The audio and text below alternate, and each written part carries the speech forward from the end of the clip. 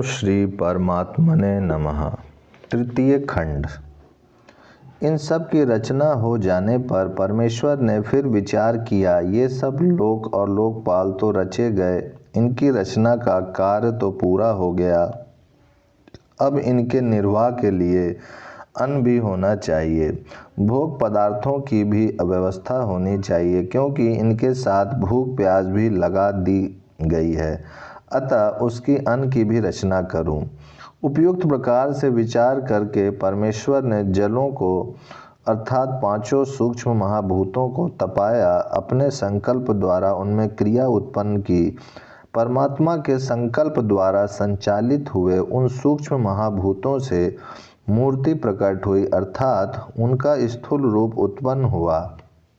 वह जो मूर्ति अर्थात उन पांच महाभूतों का स्थूल रूप उत्पन्न हुआ, वही अन्य देवताओं के लिए भोग्य है। लोकों और लोकपालों की आहार संबंधी आवश्यकता को पूर्ण करने के लिए उत्पन्न किया हुआ वह अन्न यूँ समझकर कि यह मुझे खाने वाला तो मेरा विनाशक ही है, उससे छुटकारा पाने के लिए मुख फेर कर भागने लगा। तब उस मनुष्य के रूप में उत्पन्न हुए जीवात्मा ने उस अन्न को वाणी द्वारा पकड़ना चाहा, परंतु वह उसे वाणी द्वारा पकड़ नहीं सका। यदि उस पुरुष ने वाणी द्वारा अन्न को ग्रहण कर लिया होता तो अब भी मनुष्य अन्न का वाणी द्वारा उच्चारण करके ही तृप्त हो जाता। अन्न का नाम लेने मात्र से उनका पेट भर जाता, परंतु ऐसा नहीं होता। तब उस पुरुष ने अन्न को प्राण के द्वारा अर्थात घ्राण इंद्रिय के द्वारा पकड़ना चाहा, परंतु वह उसको घ्राण इंद्रिय के द्वारा भी नहीं पकड़ सका। यदि वह इस अन्न को घ्राण इंद्रिय के द्वारा पकड़ सकता तो अब भी लोग अन्न को नाक से सूंघकर ही तृप्त हो जाते, परंतु ऐसा नहीं देखा जाता। फिर उस पुरुष ने अन्न को आँखों से पकड़ना चाहा, परंतु वह उसको आँखों के द्वारा भी नहीं पकड़ सका। यदि वह इस अन्न को आँखों से ग्रहण कर सकता तो अवश्य ही आजकल भी लोग अन्न को केवल देखकर ही तृप्त हो जाते, परंतु ऐसी बात नहीं देखी जाती। फिर उस पुरुष ने अन्न को कानों द्वारा पकड़ना चाहा, परंतु वह उसको कानों द्वारा भी नहीं पकड़ सका।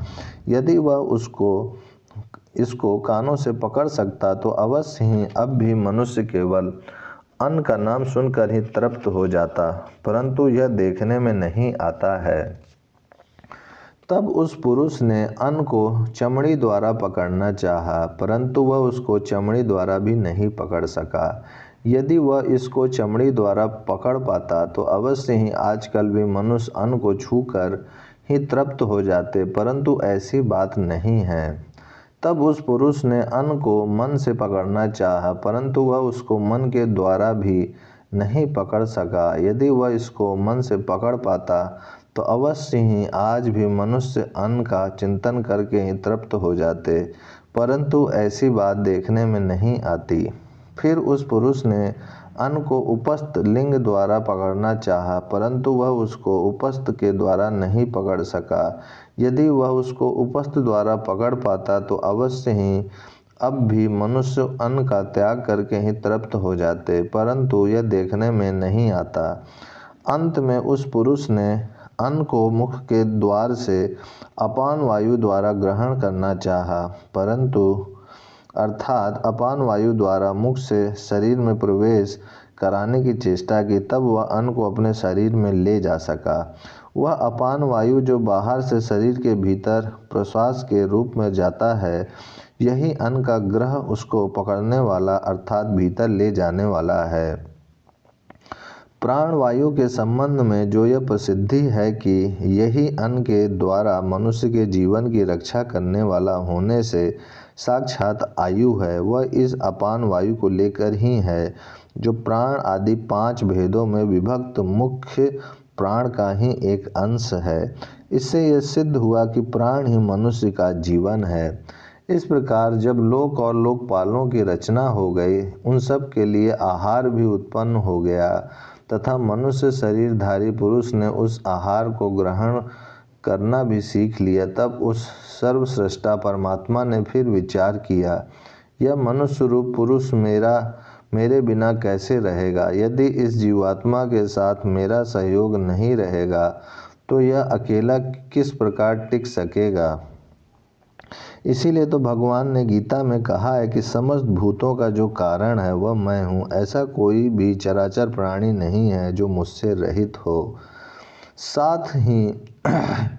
साथ ही यह भी विचार किया कि यदि मेरे सहयोग के बिना इस पुरुष ने वाणी द्वारा बोलने की क्रिया कर ली, घ्राण इंद्रिय से सूंघने का काम कर लिया, प्राणों से वायु को भीतर ले जाने और बाहर छोड़ने की क्रिया कर ली, नेत्रेंद्रियों द्वारा देख लिया, कर्ण इंद्रियों द्वारा सुन लिया, त्वक इंद्रिय द्वारा स्पर्श कर लिया, मन के द्वारा मनन कर लिया, अपान द्वारा अन्न निगल लिया और यदि जनेंद्रियों द्वारा मूत्र और वीर का त्याग करने की क्रिया संपन्न कर ली तो फिर मेरा क्या उपयोग रह गया? भाव यह है कि मेरे बिना इन सब इंद्रियों द्वारा कार्य संपन्न कर लेना इसके लिए असंभव है। यह सोचकर परमात्मा ने विचार किया कि मैं इस मनुष्य शरीर में पैर और मस्तक इन दो में से किस मार्ग से प्रविष्ट होऊं। परमात्मा इस मनुष्य शरीर की सीमा मूर्धा को अर्थात ब्रह्मरंध्र को चीर कर उसमें छेद करके इसके द्वारा उस सजीव मनुष्य शरीर में प्रविष्ट हो गए।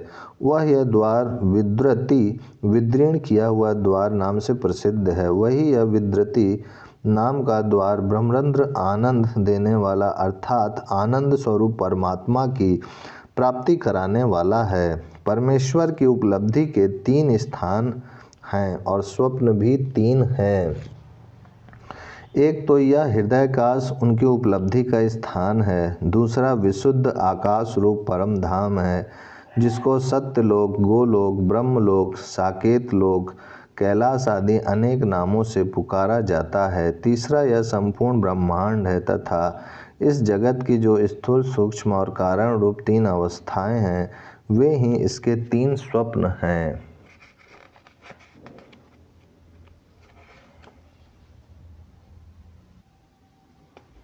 मनुष्य रूप में उत्पन्न हुए उस पुरुष ने इस भौतिक जगत की विचित्र रचना को बड़े आश्चर्यपूर्वक चारों ओर से देखा और मन ही मन इस प्रकार कहा, इस विचित्र जगत की रचना करने वाला यहाँ दूसरा कौन है? क्योंकि यह मेरी की हुई रचना तो है नहीं और कार्य होने के कारण इसका कोई न कोई कर्ता अवश्य होना चाहिए। इस प्रकार विचार करने पर उस साधक ने अपने हृदय में अंतर्यामी रूप से विराजमान पुरुष को ही इस संपूर्ण जगत में व्याप्त पर ब्रह्म परमेश्वर के रूप में प्रत्यक्ष किया। तब वह आनंद में भरकर मन ही मन कहने लगा, अहो बड़े ही सौभाग्य की बात है कि मैंने पर ब्रह्म परमात्मा को देख लिया, साक्षात कर लिया।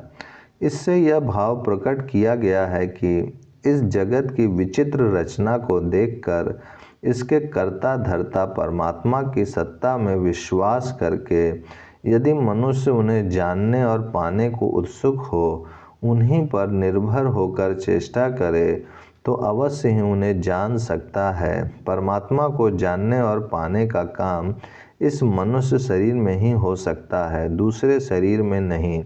अतः मनुष्य को अपने जीवन के अमूल्य समय का सदुपयोग करना चाहिए, उसे व्यर्थ नहीं गंवाना चाहिए।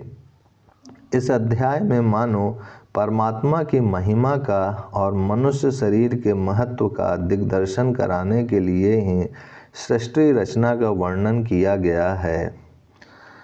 पर ब्रह्म परमात्मा को उस मनुष्य शरीर में उत्पन्न हुए पुरुष ने पूर्वोक्त प्रकार से प्रत्यक्ष कर लिया। इस कारण परमात्मा का नाम इंद्रंद्र है अर्थात इंद्रम धनद्रह। इसको मैंने देख लिया। इस उत्पत्ति के अनुसार उनका इंद्रंद्र नाम है। इस प्रकार यद्यपि उस परमात्मा का नाम इंद्रंद्र ही है, फिर भी लोग उन्हें परोक्ष भाव से इंद्र कहकर पुकारते हैं, क्योंकि देवता लोग मानो छिपा कर ही कुछ कहना पसंद करते हैं। परोक्ष प्रिया इव ही देवा। इस अंतिम वाक्य को दोबारा कहकर इस खंड की समाप्ति सूचित की गई है। तृतीय खंड समाप्त। प्रथम अध्याय समाप्त। ओम शांति शांति शांति।